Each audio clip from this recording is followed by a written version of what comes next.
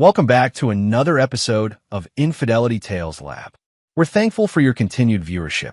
Before we begin, tell us, where in the world are you watching from? We love knowing our global reach. Now, let's dive into today's story. Chapter 1. The Test of Loyalty. Frank Mueller adjusted his safety harness as he hammered the final shingle onto the Andersons' roof. At 42, his weathered hands moved with the precision of someone who had spent 2 decades in construction. The June sun beat down mercilessly, but Frank barely noticed. He had learned long ago to endure discomfort. It was a skill that had served him well in more ways than his neighbors could imagine. His phone buzzed against his chest. Tyler's name flashed on the screen. "Hey, Dad." His 17-year-old son's voice carried an odd mixture of excitement and cruelty. "Happy Father's Day, I guess." Frank paused, hammer halfway to the next nail. Something in Tyler's tone set off alarm bells. "Thanks, son. How was your day with your mother?" "Oh, it was great. Really great, actually." Tyler's laugh held no warmth. "Mom told me some interesting things, like how you're basically broke and we're moving in with Rick. You know, her boyfriend?" The hammer slipped from Frank's grip, clattering down the roof before catching in the gutter. 23 years of marriage, and Linda had finally shown her true colors. But it was Tyler's next words that cut deepest. "Rick's rich and successful, Dad. Unlike you." The teenager's voice grew more animated, feeding off what he perceived as his father's weakness. "Mom's already changed the locks. She said maybe you should get a job that actually pays. $23,000 a year isn't enough for a real man." Frank closed his eyes, feeling something cold and final settle in his chest. His son, his own blood, was laughing at him, mocking the very sacrifices Frank had made to test their family's loyalty. For 3 years, he had lived as a simple contractor, hiding his true wealth to see if his wife and son loved him for who he was, not what he owned. Now he had his answer. "Interesting," Frank said quietly. "What's interesting?" Tyler's laughter faltered slightly at his father's calm tone. Frank pulled out his second phone, the one Linda and Tyler had never seen. "Give me 1 minute, son." The call connected on the first ring. "Donovan Industries, this is Rick Donovan." "Rick, this is Frank Mueller. We need to talk." There was a pause. "Frank Mueller? I don't think I know any. You know my wife, Linda?" "Quite well, from what I understand." Frank's voice remained conversationless, but those who knew him would have recognized the deadly calm. "What you don't know is that I own your company. Half of the past 7 years through Meridian Holdings. Check your corporate structure, Rick. Check who really signs your paychecks." The silence on the other end stretched for nearly 30 seconds. Frank could hear frantic typing, then a sharp intake of breath. That's impossible," Rick whispered. "Meridian Holdings owns 68% of Donovan Industries. I am Meridian Holdings. Every promotion you've received, every bonus, every company car, I approved it all. And Rick," Frank's voice dropped to barely above a whisper, "I'm about to show you what happens when someone takes what belongs to me." Frank ended the call and returned to his original phone. Tyler was still there, but his laughter had died completely. Dad, what was that about?" "Tyler, do you remember when you were 8 and you asked me why I always told you to be loyal to family above all else?" Yeah, I remember.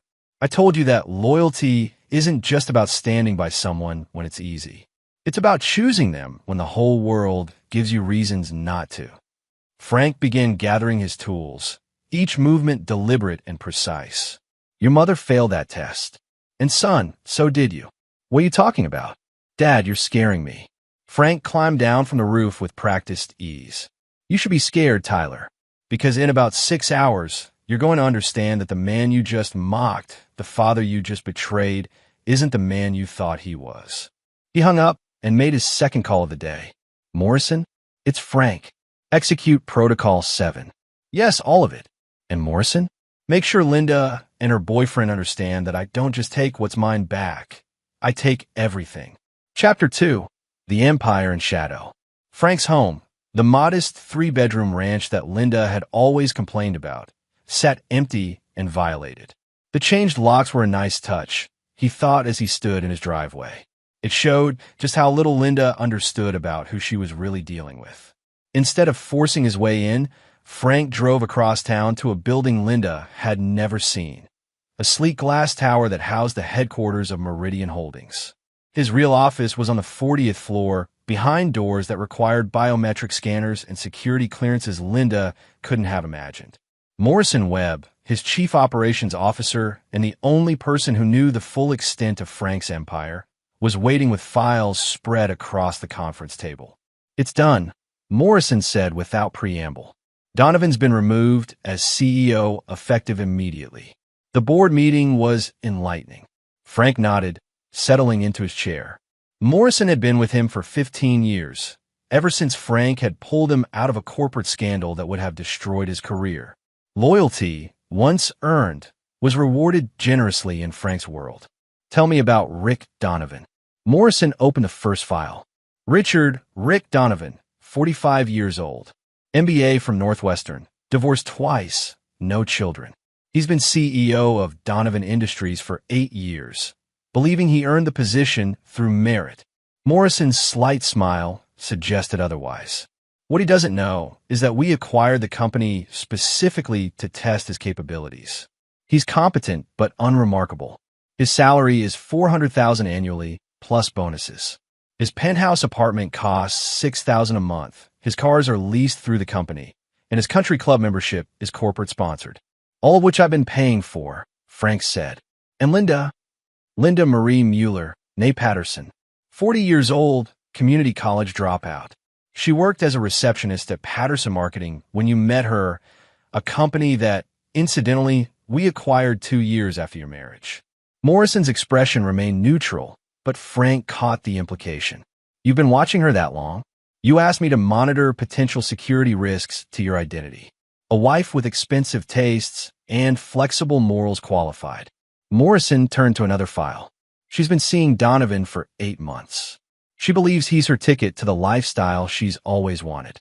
What she doesn't realize is that everything she's fallen in love with, his wealth, his status, his success, comes from you." Frank stood and walked to the floor-to-ceiling windows overlooking the city. Somewhere down there, Linda was probably celebrating her new life with Rick, neither of them understanding that they were already trapped in a web they couldn't see. "What about Tyler?" Morrison's pause was longer than usual. "That's more complicated. He's 17, Frank. Still a minor. He made his choice." Frank's voice carried no emotion. "He chose to mock me, to laugh at what he thought was my failure. He chose her side over mine. He's still your son." Frank turned back to Morrison, and for a moment, his mask slipped. The pain was there, raw and deep, but it was quickly buried under something harder. "My son died today, Morrison. When he laughed at me, when he chose to hurt me for her entertainment, that was the end. What's left is just a stranger who happens to share my DNA." Morrison nodded slowly. He'd seen Frank write off business partners, competitors, even family members before. Once Frank decided someone was beyond redemption, they ceased to exist in his world. "What are your orders?" Frank returned to his chair and began outlining his plan. It was elegant in its brutality, comprehensive in its scope. By the time he was finished, Morrison was taking notes rapidly, occasionally looking up with something approaching awe. "You're not just going to destroy them," Morrison said finally. "You're going to erase them. I want them to understand what they've lost," Frank said. "I want Linda to realize that the man she thought wasn't good enough for her was the source of everything she coveted in another. I want Rick to understand that his entire adult life has been a performance I paid for. And I want Tyler to learn that choices have consequences, even if you're 17. And after," Frank's smile was cold and final, "after, they can find out what life is really like without me. They want to be free of Frank Mueller the contractor. They'll get their wish." As Morrison left to begin implementation, Frank remained in his office, looking out at the city lights. Tomorrow, Linda and Rick would wake up in a world where everything they thought they knew had changed. They would learn that power wasn't just about money. It was about understanding who really held the strings. And Frank Mueller, the man they had underestimated so catastrophically, held all of them. Chapter 3. The Trap Springs. Linda Mueller stretched luxuriously in Rick's king-sized bed, admiring the view from his penthouse apartment. The city spread out below them, like a promise of a life she'd always deserved. She had called in sick to her job at the boutique. Not that it mattered anymore. Soon she'd never have to work again. Coffee, beautiful. Rick appeared in the doorway, already dressed in his expensive suit. He looked worried, which was unusual. Rick was always so confident, so in control. You seem tense, Linda said, accepting the mug. Everything okay at work? Rick sat heavily on the edge of the bed. There's been some complications. Corporate restructuring. Nothing for you to worry about. What Rick didn't tell her was that he'd spent the previous evening in emergency board meetings trying to understand how he'd been ousted from his own company. The documentation was ironclad, the legal framework unassailable. Meridian Holdings had executed a perfectly legal corporate takeover that had been years in the making. His phone buzzed with a text from his lawyer. Meeting at 10 a.m. We need to discuss your employment contract. Come alone. Meanwhile, across town, Tyler Mueller sat in his guidance counselor's office at Westfield High, trying to process what he was being told. I'm sorry, Tyler, but there seems to be an issue with your college applications, Mrs. Patterson said, shuffling through papers with obvious discomfort. The trust fund that was supposed to cover your tuition, it's been dissolved. What do you mean dissolved? That's impossible. My dad set that up years ago. Mrs. Patterson looked genuinely sympathetic. According to the documents I received this morning, Frank Mueller was never the beneficiary of any trust fund. The account was apparently funded by a company called Meridian Holdings, and they've withdrawn their support. Tyler's stomach dropped. That doesn't make sense. My dad's just a contractor. He doesn't have connections to big companies. His phone rang. His mother's number. Tyler, honey, we need to talk. Can you come to Rick's office? Something's happened. The desperation in her voice was something Tyler had never heard before. At Donovan Industries, chaos was barely contained behind corporate politeness. Rick sat across from three lawyers, all wearing expressions that suggested his world was about to collapse entirely. Mr. Donovan, the lead attorney began, your employment contract contains some unusual clauses that we apparently overlooked during your original review. What kind of clauses? Termination for cause includes any personal conduct that reflects poorly on the company's ownership. Dating a married woman qualifies under the morality clause. Rick's face went white. That's ridiculous. Corporate morality clauses are from the 1950s. They're not enforceable. This one is. And there's more. The lawyer slid another document across the table. Your apartment lease, your car leases, your country club membership. They're all corporate benefits tied to your employment. Termination means immediate forfeiture. You're telling me I'm homeless? As of 5 p.m. today, yes. Security will escort you out at that time. Linda arrived just as Rick was reading the final documents. She took one look at his face and knew something was catastrophically wrong. Rick, what's happening? Before he could answer, Tyler burst through the office doors, past security, his face flushed with panic and anger. Mom, what the hell is going on? They're saying Dad cancel my college fund. They're saying he's connected to some big company. Nothing makes sense. Linda stared at her son, pieces of a puzzle she didn't want to solve beginning to click into place. Tyler, calm down. Your father is just a contractor. He makes $23,000 a year fixing roofs. Then explain this. Tyler thrust his phone at her, showing a Google search result. Meridian Holdings. Look at the corporate officers. Linda's hands shook as she scrolled through the information. Chairman and CEO, Franklin J. Mueller. Net worth, estimated at $800 million. Primary holdings, construction, real estate, manufacturing, technology. The phone slipped from her fingers, clattering to the floor. That's not possible, she whispered. Frank drives a pickup truck. He wears work boots. He's nobody. Rick stood up slowly, understanding dawning in his eyes. He's not nobody, Linda. He's the man who's been signing my paychecks for 7 years. He owns this company. He owns the apartment, the cars, everything I thought was mine. The office door opened, and Morrison Webb entered with 2 security guards. His expression was politely professional, the look of a man conducting unpleasant but necessary business. Ms. Mueller, Mr. Donovan, Tyler, he nodded to each of them.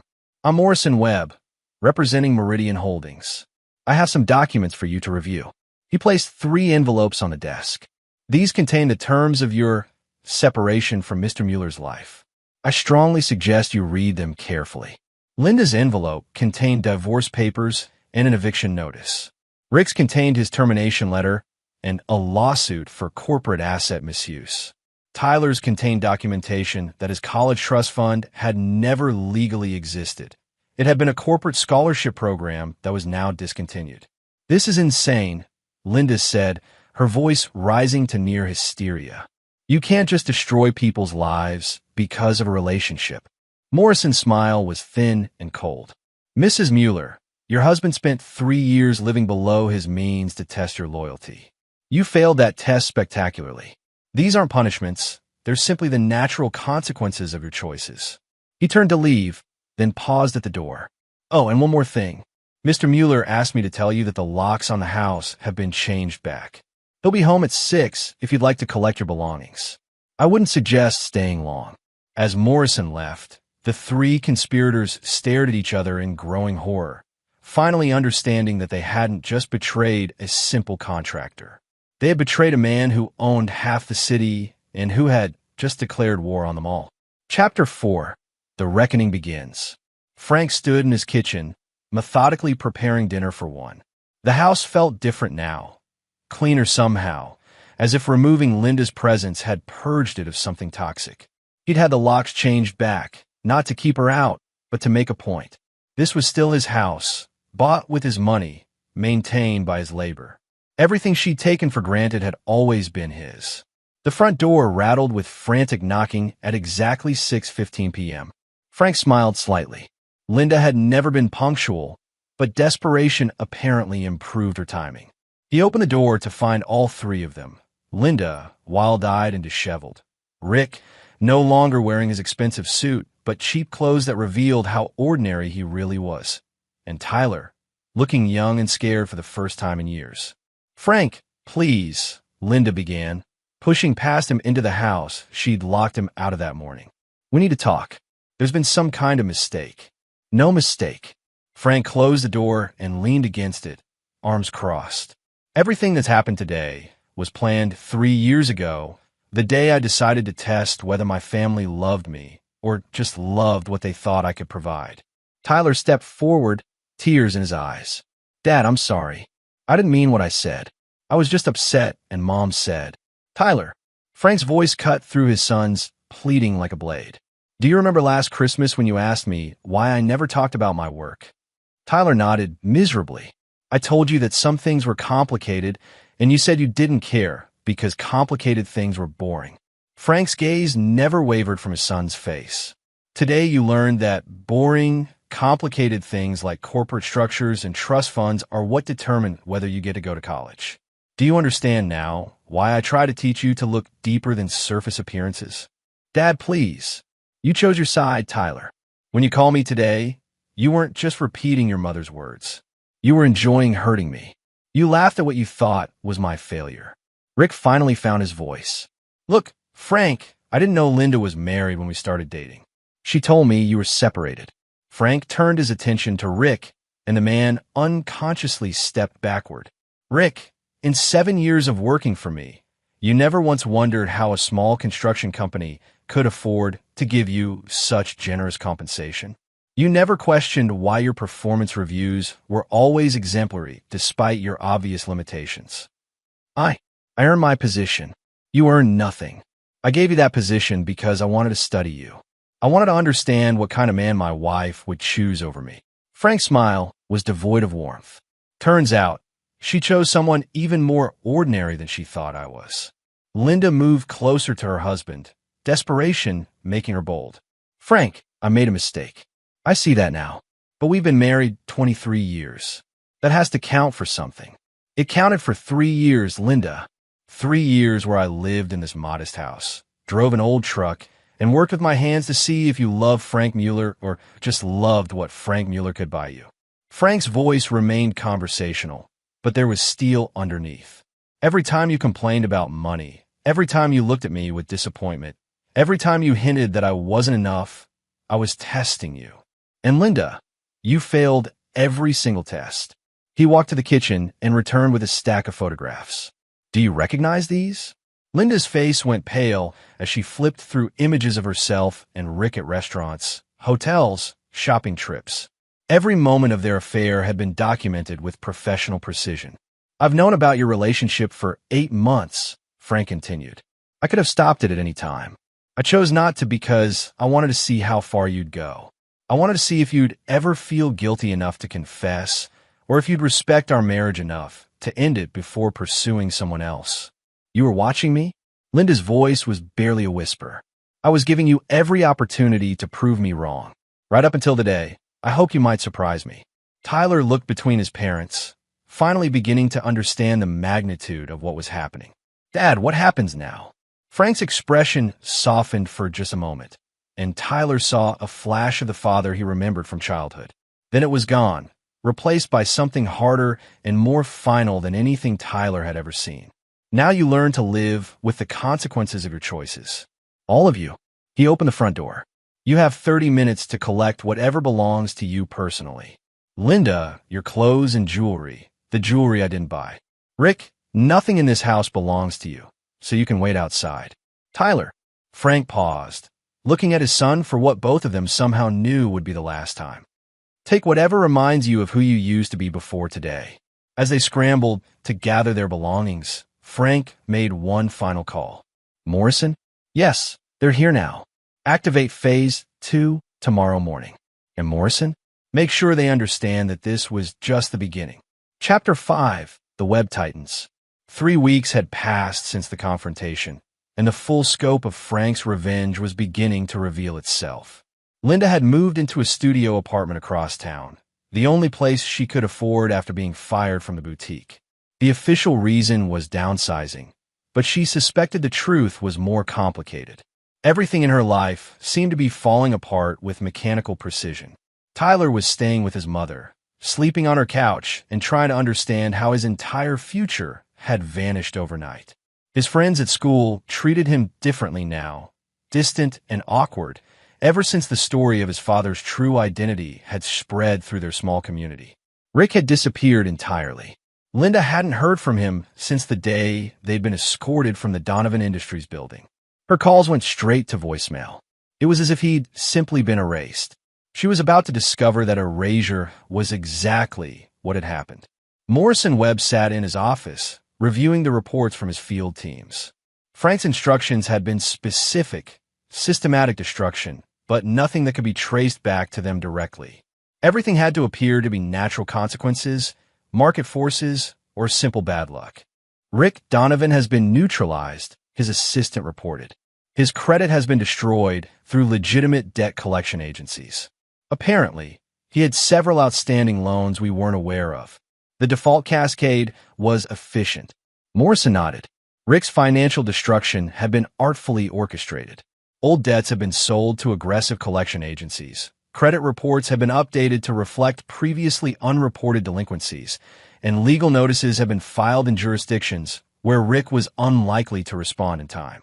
Within 2 weeks, the man had been reduced to living in a weekly rate motel, unable to secure employment or housing. And Linda Mueller? Her employment network has been compromised. Every job interview she's had has been followed by phone calls expressing concern about her character references. The divorce proceedings are advancing rapidly due to her inability to secure adequate legal representation. Tyler, the assistant, hesitated. The boy has been asking questions. He's smart, and he's starting to piece together that none of this is coincidence. He's also been trying to contact his father. Morrison considered this. Frank had been clear that Tyler was to face consequences, but the boy was still a minor. There were legal and ethical boundaries, even in revenge. Continue monitoring, but no direct action against Tyler unless he becomes a problem. Frank may be angry, but he's not stupid. We don't target children. What Morrison didn't know was that Tyler had already crossed a line that would force Frank's hand. That evening, Tyler stood outside the Meridian Holdings headquarters, studying the building where his father, the stranger who had been masquerading as a simple contractor, apparently ran his empire. Security was tight, but Tyler had learned patience from watching his father work. He waited until the shift change at midnight, then slipped through a service entrance that was briefly unmanned.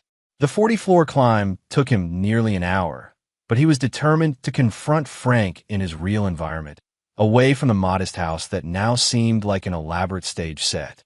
Frank's office was dark when Tyler finally reached it, but the door was unlocked. Tyler slipped inside, surprised by the opulence that his father had hidden so completely. Awards covered one wall. Corporate photos showed Frank shaking hands with mayors and governors, and the view from the window revealed a city that Tyler was only now realizing his father largely owned. "You're trespassing." Tyler spun around to find Frank sitting in the shadows behind his desk. He was still wearing work clothes, but something about his posture in this environment made him seem different, more dangerous. "Dad, Frank, you lost the right to call me Dad when you chose to hurt me for your mother's entertainment." Tyler's courage wavered, but desperation drove him forward. "I came to ask you to stop. Whatever you're doing to Mom, to Rick, just stop. I get it, okay? You're rich and powerful, and we didn't know. We made a mistake. But this is insane." Frank stood and walked to the window, his back to Tyler. "Do you know what I was doing 3 years ago when I decided to test your mother's loyalty? Working construction. I was recovering from a hostile takeover attempt that nearly destroyed everything I'd built. Men I trusted, partners I'd worked with for decades, tried to steal my companies from me." Frank's voice was quiet but carried clearly in the silent office. "I learned something important from that experience. Loyalty isn't just about love. It's about choosing someone even when you have good reasons not to." He turned to face Tyler. "Your mother didn't just choose another man over me. She actively worked to destroy whatever respect you had for me. She turned my own son into a weapon against me. She was hurt and angry. People say stupid things when they're hurt. Tyler, your mother wasn't hurt when she started her affair with Rick. She was bored. She was disappointed in the life she thought she'd chosen." Frank's eyes held a sadness that Tyler had never seen before. "I gave her 23 years of my life, and when she thought I had nothing left to offer, she threw me away like garbage." "So you're destroying her life?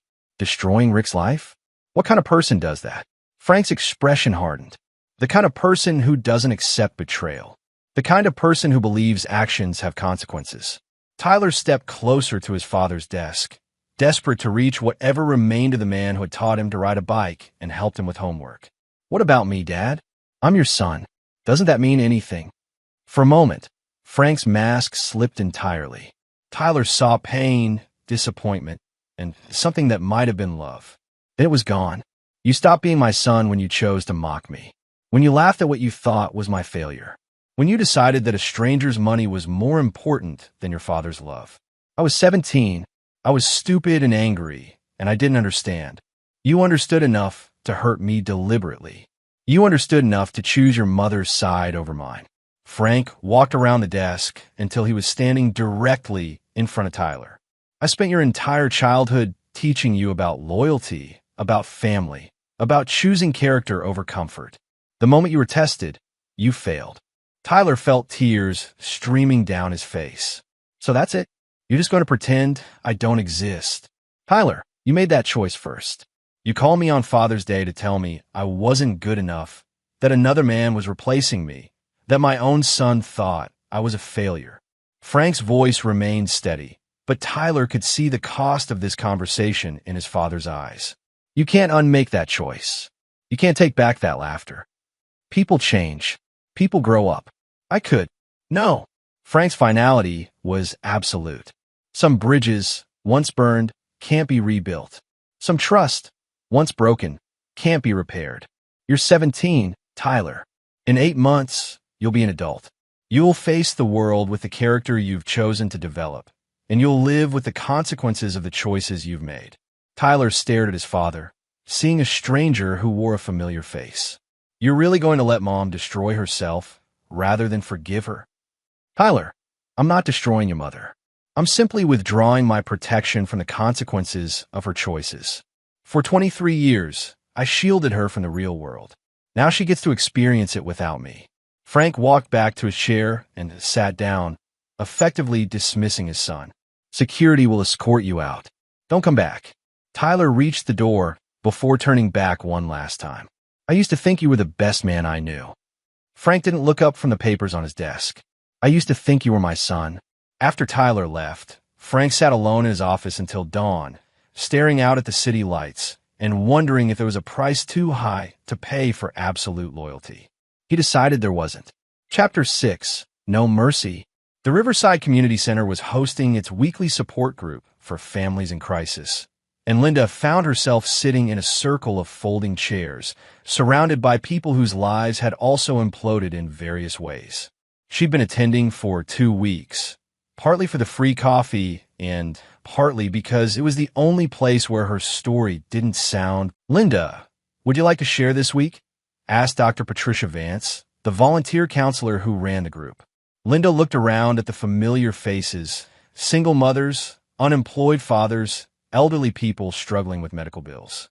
A month ago, she would have pitied them. Now she was one of them. "My husband is systematically destroying my life," she began, her voice hollow. "Not just financially, everything. Every job interview I go to ends with them suddenly deciding I'm not qualified. My credit score changes daily. Bills I never owed are showing up in collections. It's like he's erasing me." A woman named Cheryl nodded sympathetically. "Vindictive ex-husbands can be brutal. My ex used to hide my car keys so I'd be late for work." Linda almost laughed. "If only it were that simple. You don't understand. My husband owns companies. Major companies. He has resources I didn't even know existed." She pulled out her phone and showed them a photograph of Frank from a business magazine. "This is him. This is the man I thought was a struggling contractor."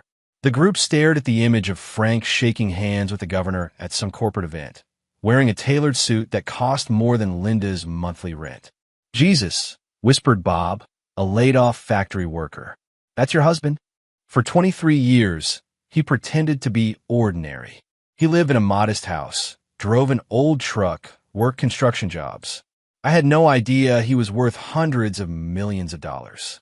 Dr. Vance leaned forward, intrigued despite herself. "Why would someone hide that kind of wealth from their family?" "He says he was testing my loyalty. He wanted to see if I loved him or just loved what he could provide." Linda's voice cracked. "I failed his test." The group was silent for a long moment, processing the implications. "So what are you going to do?" asked Cheryl. Linda had been asking herself the same question for weeks. Every legal avenue seemed blocked. Frank's attorneys were better than anyone she could afford, and the divorce proceedings were advancing with ruthless efficiency. He was giving her nothing beyond what the law absolutely required, and even it seemed designed to humiliate her. "I don't know," she admitted. "I keep thinking there has to be something. Some way to make him understand that destroying me won't fix what went wrong between us." What Linda didn't know was that Frank had no interest in fixing anything. 3 floors above the community center, in the offices of Patterson Marketing, one of the many companies Frank had quietly acquired over the years, Morrison Webb was conducting his weekly briefing. "Linda Mueller has been neutralized as a threat," he reported to Frank via secure video call. "Her ability to cause financial or reputational damage is essentially zero. Rick Donovan has left the state entirely, apparently found work as a night shift security guard in Phoenix under an assumed name." Frank nodded from his office. "And Tyler, the boy is struggling academically. Without the college trust fund, his guidance counselor says his options are limited to community college or military service. He's been working part-time at a grocery store to help his mother with rent." "Good. Reality is an excellent teacher." Morrison hesitated. "Frank, I have to ask, how long does this continue?" "Linda Mueller is essentially homeless. Tyler is a 17-year-old kid whose entire future has been destroyed. At what point is the lesson learned?" Frank's expression didn't change, but something cold flickered in his eyes. "Morrison, did I ever tell you about my father?" "No, sir. Vincent Mueller was a mechanic who owned 2 gas stations. Not wealthy, but comfortable. When I was 16, my mother ran off with the man who supplied parts to Dad's shops. She took everything, cleaned out the bank accounts, sold her jewelry, even took the family car." Frank paused, staring out his office window. "Dad never got over it. He died broke and bitter, destroyed by trusting someone who betrayed him the moment a better option appeared. Morrison waited, understanding that this was leading somewhere important. I swore I would never be that weak. I would never trust someone so completely that their betrayal could destroy me. Frank's voice carried the weight of a promise made decades ago. Linda chose her path when she decided I wasn't enough. Tyler chose his when he decided to mock me for her entertainment. They're both adults now, Morrison. Adults live with the consequences of their choices. Tyler's still in high school. Tyler's old enough to understand loyalty and betrayal. Old enough to choose cruelty over compassion. Old enough to laugh at his father's pain. Frank's finality was absolute. Some lessons can only be learned through loss. Morrison. And some bridges, once burned, are meant to stay that way. The call ended, and Morrison sat back in his chair, troubled by what he'd heard. He'd worked for Frank for 15 years, had seen him make difficult decisions, had watched him destroy competitors and rivals without hesitation. But this felt different. This felt personal in a way that might be consuming the man Morrison respected more than anyone else in the world. Meanwhile, across town, Tyler Mueller was stocking shelves at Westfield Market, trying to process how his life had changed so completely in just 6 weeks. His co-workers were friendly enough, but he could see the curiosity in their eyes. Everyone in town knew the story by now. How Frank Mueller, the quiet contractor, had revealed himself to be one of the wealthiest men in the state, and how his family had betrayed him so spectacularly that he'd cut them off entirely. Some people sympathized with Tyler, seeing him as a victim of his parents' war. Others whispered that he must have done something terrible to earn such complete rejection from his father. Tyler knew which group was right. As he arranged cans of soup on the shelf, he thought about the conversation in his father's office, about the look in Frank's eyes when Tyler had called him Dad and been corrected. He thought about the laughter, about the cruel joy he'd felt when he thought he was kicking a man who was already down. He thought about the father who had taught him to throw a baseball, who had helped him with math homework, who had never once raised his voice in anger despite Tyler's teenage rebellion. That man was gone, replaced by a stranger who had the resources to destroy lives and the will to use them.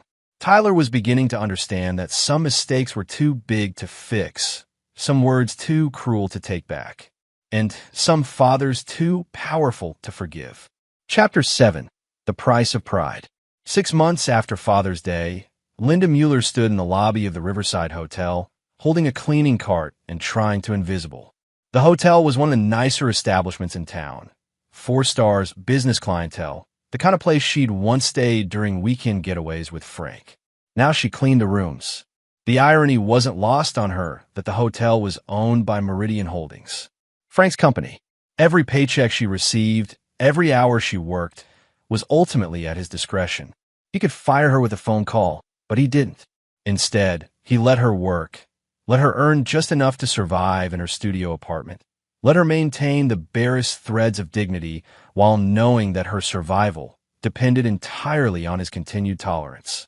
It was, Linda had come to realize, a far more sophisticated form of torture than simple destruction would have been.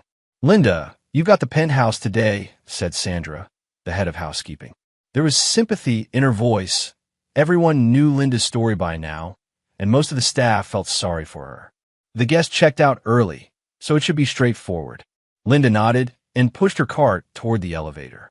The penthouse was the hotel's most expensive suite, the one that Rick used to book for their afternoon meetings when they thought they were being discreet. She wondered if Frank had assigned her to clean it deliberately, just to drive the point home. The suite was immaculate when she entered. Whoever had stayed there had barely disturbed anything. As she worked, Linda found herself thinking about Tyler. Her son had gotten his GED and was working full-time now, talking about community college but unable to afford it. He'd grown quieter over the past few months, more serious, as if the weight of understanding what they'd lost was finally sinking in. She was stripping the bed when she heard the suite door open. "I thought I might find you here." Linda froze. She knew that voice, had been married to it for 23 years. Slowly, she turned to see Frank standing in the doorway, wearing a business suit that probably cost more than she'd earned in the past month. "Frank." Her voice came out as barely a whisper. He looked older, she noticed. Tired in a way that had nothing to do with physical exertion. Success hadn't made him happy. If anything, he seemed more remote than ever. "How are you, Linda?" The question was so absurd that she almost laughed. "How do you think I am? I'm cleaning hotel rooms for minimum wage. I'm living in a studio apartment with no furniture. I'm exactly where you wanted me to be." Frank walked to the window, looking out at the city below. "This isn't where I wanted you to be. This is where you chose to be." "I chose." Linda's voice rose dangerously. "I chose to have my entire life destroyed because I made one mistake." "One mistake?" Frank turned to face her, and Linda saw something she'd never seen in his eyes before. Genuine confusion. "Linda, you had an affair for 8 months. You mocked me to our son. You changed the locks on our house and told Tyler I was worthless." Exactly which part of that was one mistake? Linda felt tears burning her eyes. "I was unhappy, Frank. I was tired of struggling, tired of watching other wives have things I could never afford. I didn't know." "You didn't know what?" "That I loved you enough to give you everything if you'd just been patient enough to trust me." Frank's voice remained calm, but Linda could hear the pain underneath. 23 years, Linda. 23 years of marriage, and the moment you thought I had nothing left to offer, you threw me away. That's not fair. You hid who you were. You made me think we were poor. I was protecting you from the kind of people who would use you to get to me. I was making sure that if someone loved me, they loved me for who I was, not what I owned. Frank's laugh was bitter. Turns out I was right to be cautious. Linda sank into one of the suite's expensive chairs, suddenly exhausted. "So what now, Frank? You've proven your point. You've shown me what life is like without your protection. How long does this continue?" Frank studied her for a long moment. "What do you want me to say, Linda? That I forgive you? That we can go back to the way things were? I want you to show mercy. I want you to remember that you loved me once. I did love you. I loved you enough to build an empire and hide it from the world just to keep you safe. I loved you enough to live below my means for 3 years to make sure you loved me back." Frank's voice grew quiet. "But love without loyalty is worthless. Trust without faithfulness is meaningless. People make mistakes, Frank. People change. Some changes are permanent. Linda, some choices can't be undone." Frank walked toward the door, then paused. "I've been thinking about what you said that day Tyler called me. You told him I wasn't good enough, that Rick was more successful, more worthy of respect. Do you remember that?" Linda nodded miserably. "The truth is, Linda, I wasn't good enough. Not for you. Because you needed someone who would fight for you, who would prove their worth every day, who would compete for your attention and affection." Frank opened the door. "I needed someone who would choose me even when they thought I had nothing left to offer. We were never compatible in the ways that mattered." "Frank, wait." But he was gone, leaving Linda alone in the penthouse suite with her cleaning cart and the growing understanding that some bridges, once burned, could never be rebuilt. Meanwhile, across town, Tyler Mueller was having his own moment of reckoning. He'd been walking past the construction site where his father's truck was parked. Frank had apparently returned to working with his hands, though Tyler suspected it was more for therapeutic value than financial necessity. Tyler had been walking past the site every day for a week, hoping for a glimpse of the man who used to be his father, try to work up the courage for a conversation he wasn't sure was possible.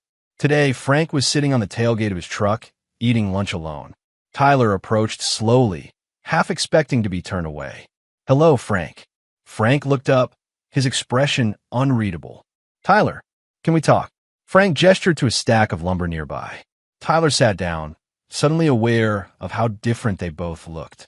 Frank seemed older, more weathered, but also more solid somehow, as if the revelation of his true self had allowed him to finally relax.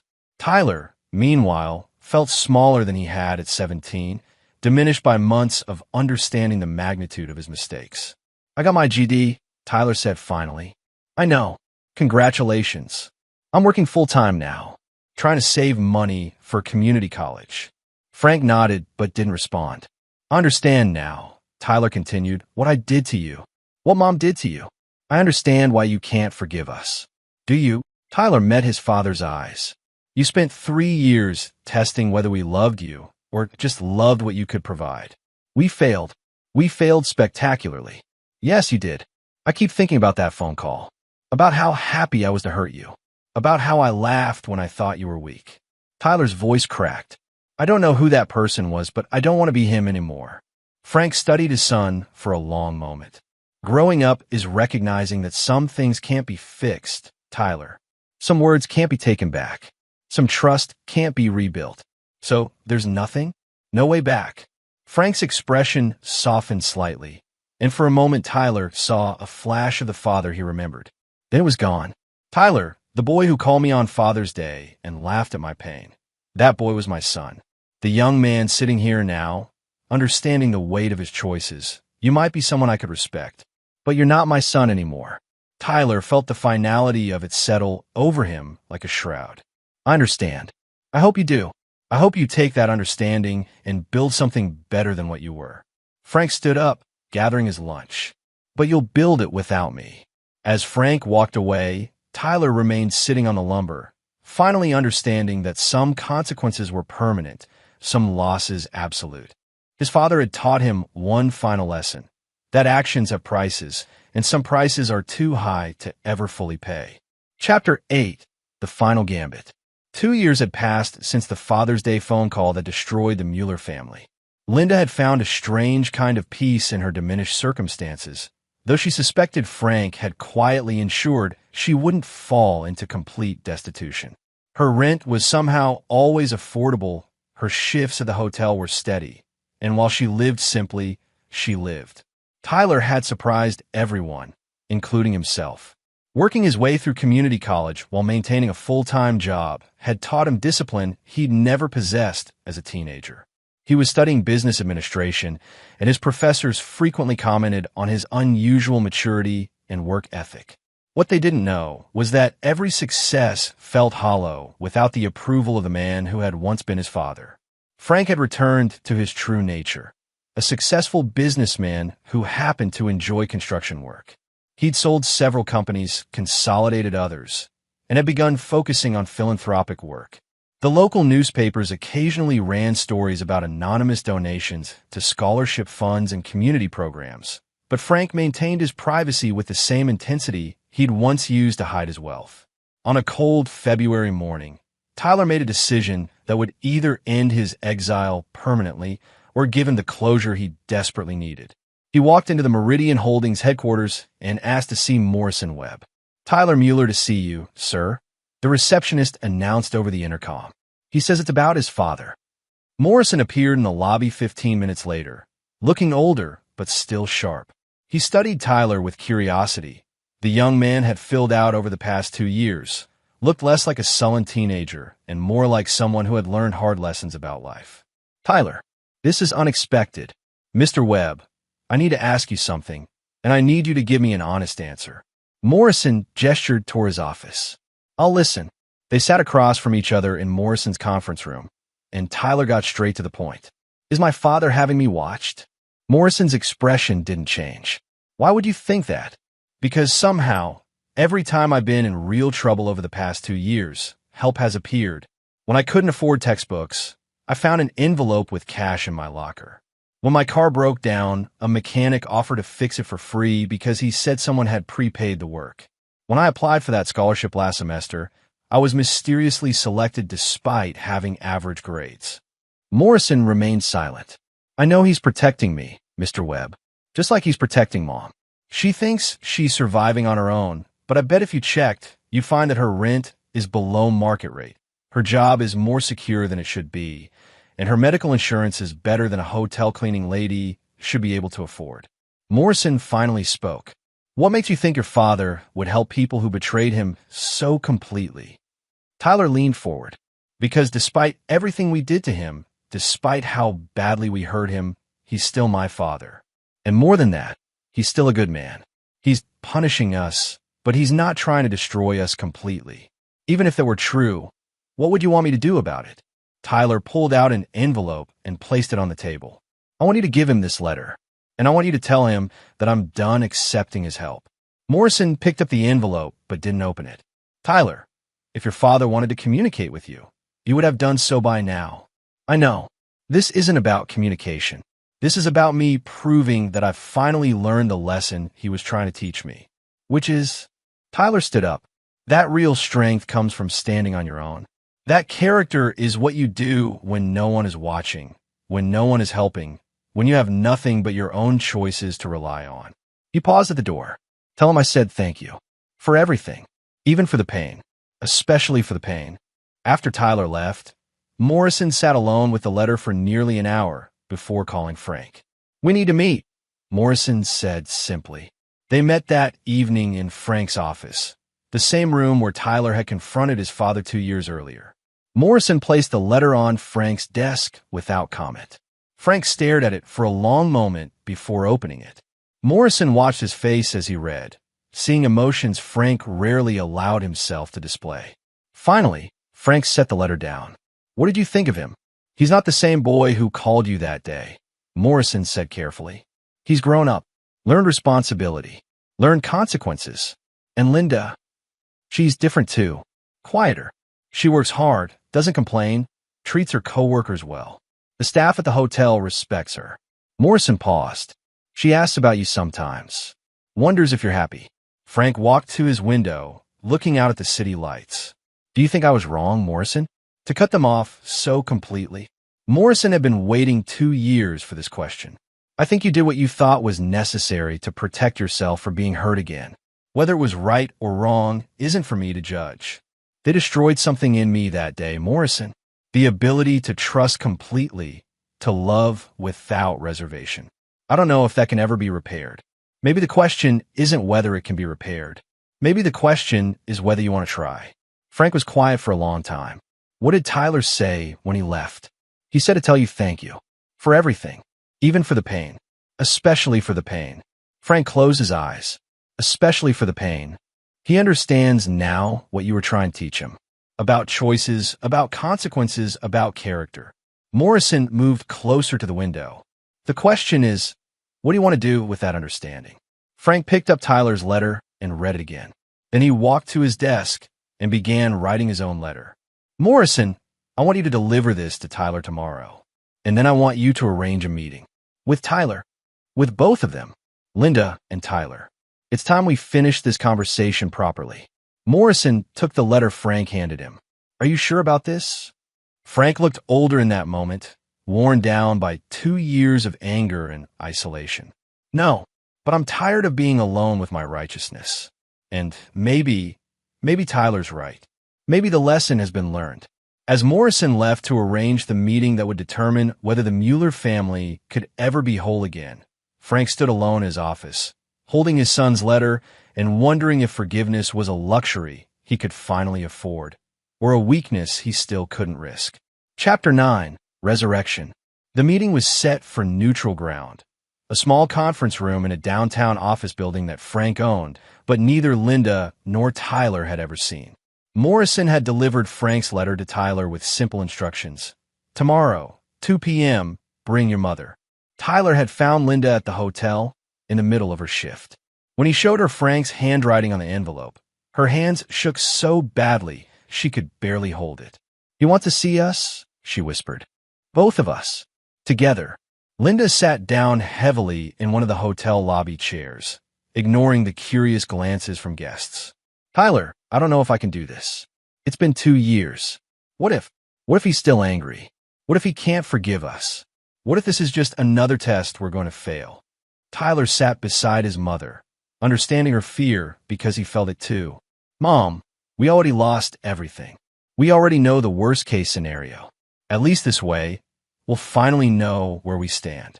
The next day, they arrived 10 minutes early and waited in the building lobby, both dressed in their best clothes, which weren't very good. Linda wore a dress she'd bought at a thrift store, and Tyler wore his only suit, purchased for high school graduation and now slightly too small. Morrison appeared at exactly 2 p.m. He's waiting for you. The conference room was small and simple, with a rectangular table and 6 chairs. Frank sat at one end, wearing work clothes, jeans, a flannel shirt, work boots.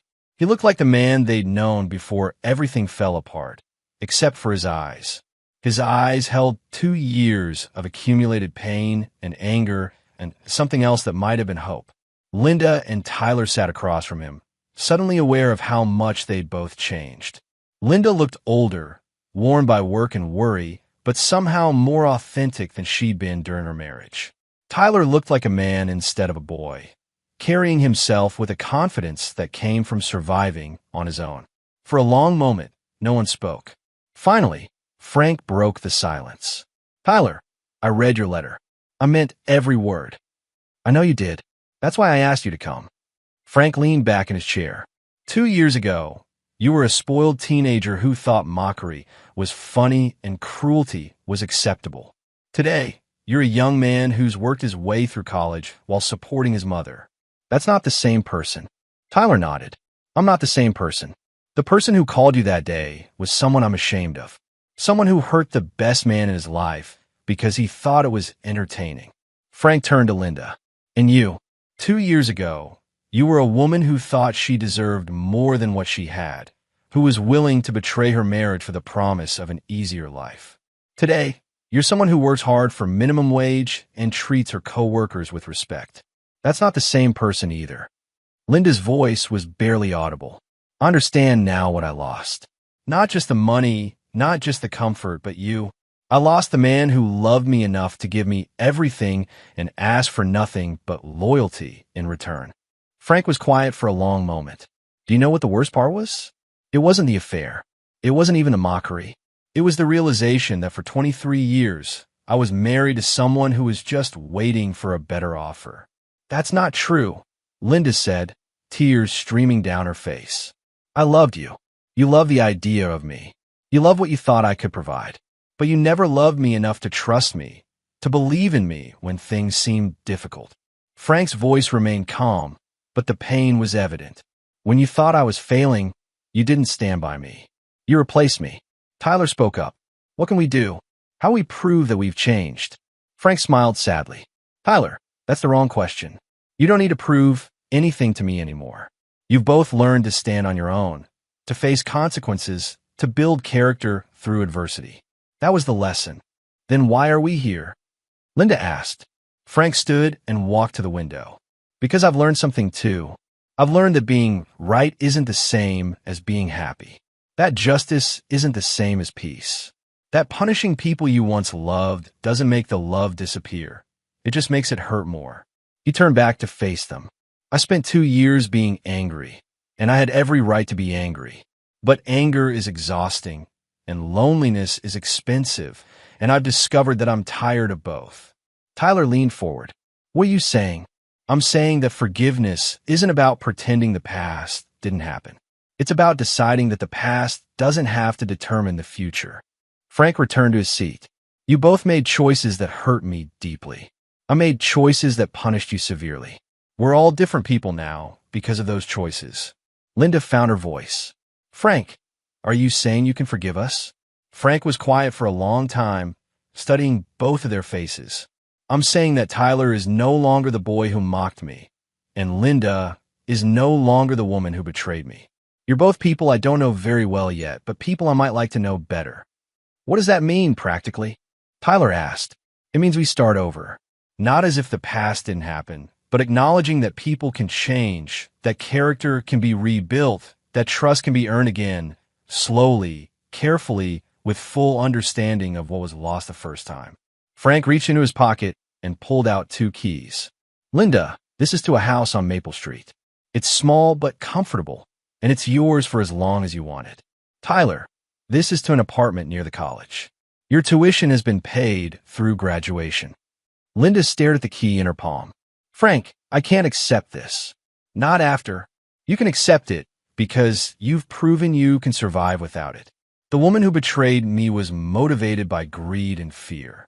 The woman sitting here now has learned to work hard and live simply. I'm not giving you charity, Linda. I'm offering you the foundation to build whatever life you choose to build." Tyler was holding his key like it might disappear.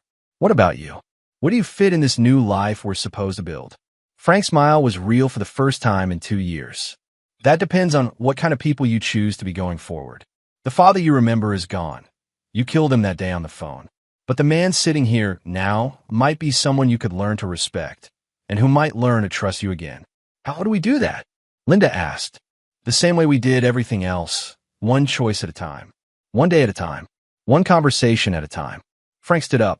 But this time, we do it with full knowledge of who we really are, what we're really capable of, and what the real cost of betrayal can be. As they prepared to leave, Tyler turned back to his father.